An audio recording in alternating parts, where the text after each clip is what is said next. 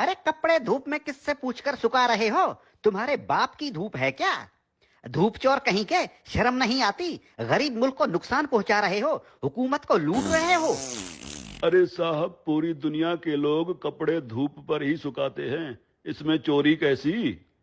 जल्दी से अपने कपड़े उतारो। क्यों साहब, मुझे बगैर कपड़ों के देखना चाहते हो? अरे जो तार पर सुखाने के लिए लटकाए हुए हैं वो उतारो, अगर नहीं तो खर्चा पानी दो और अपनी जान छुड़ाओ। मैंने धूप चोरी करते हुए रंगे हाथों पकड़ लिया है। अगर जेल में डाल दिया ना तो सड़ते रहोगे पूरी उम्र, तुम्हारी लाश निकलेगी वहां से। धूप चोर कहीं के।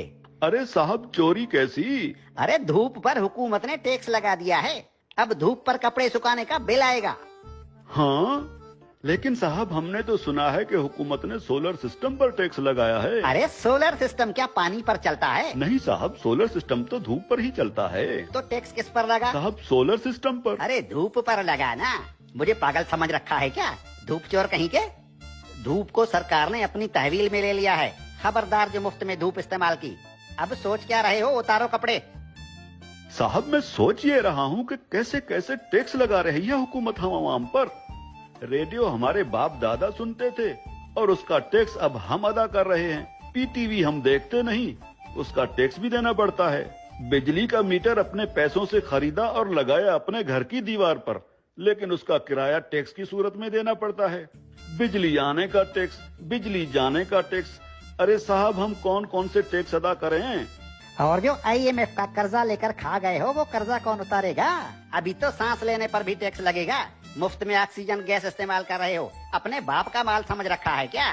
तुम लोगों पर तो ऑक्सीजन गैस की चोरी का केस भी बन सकता है, सीधे जेल के अंदर जाओगे। अरे साहब, ये क्या बात हुई? जुबान लड़ाते हो कानून से। अरे कानून साहब, लेकिन कल को अगर हुकूमत कहेगी कि आसमान पर बादल आ गए हैं, उसका टैक्स दो, बारिश हो रही है, उसका टैक्स दो, तो हम अब क्या बादलों और बारिशों का टैक्स भी देंगे? बादल और बारिश तुम्हारे बाप के हैं क्या? अगर बादल इस मुल्क के ऊपर आए तो वो भी इस हुकूमत की मिल्कियत हुई ना, अवाम को उसका टैक्स देना पड़ेगा। और अगर बारिश हुई तो बारिश का टैक्स भी देना पड़ेगा। बादलों और बारिशों के बाप का मुल्क है क्या ये? हाँ? ये जो गलियों में धूल उड़ रही होती है ना, जो तुम्हारे मुंह में चली जाती है, इसका टैक्स भी देना होगा। मिट्टी मुफ्त की नहीं है, 76 सालों से मुफ्त खाए जा रहे हो। उतारो अपने कपड़े, धूप को मुफ्त का माल समझ रखा है। याद रखो, जो भी धूप का टैक्स नहीं देगा उसके घर के ऊपर सूरज निकलना बंद हो जाएगा। और हाँ, ये जो बिजली की तारों पर परिंदे बैठते हैं ना, उन्हें भी बता दो कि बिजली के तारों पर अगर बैठे तो उसका टैक्स देना होगा। सरकार परिंदों को बिजली के तारों पर बैठने का बिल भेजेगी। हाँ? टट्टी करने कितने बार जाते हो? बस एक बार जाता हूँ, और अगर पेट खराब हो तो कभी कभी 3-4 बार भी जाना पड़ता है। अपना पेट किसी अच्छे मिस्त्री से बनवा लो। अगर दिन में टट्टी एक बार से ज्यादा आई तो उस पर भी टैक्स लगेगा। हाँ, एक बार टट्टी करने पर पेशाब मुफ्त कर सकते। ठीक है कानून साहब, लेकिन पाद और फूसी का भी बता दीजिए। पाद और फूसी गिन गिन के मारा करो, अगर मिकदार ज्यादा हुई तो टैक्स लगेगा। धूप चोर कहीं के, तुम जैसे लोगों ने मुल्क को लूट लूट कर भिखारी बना दिया है।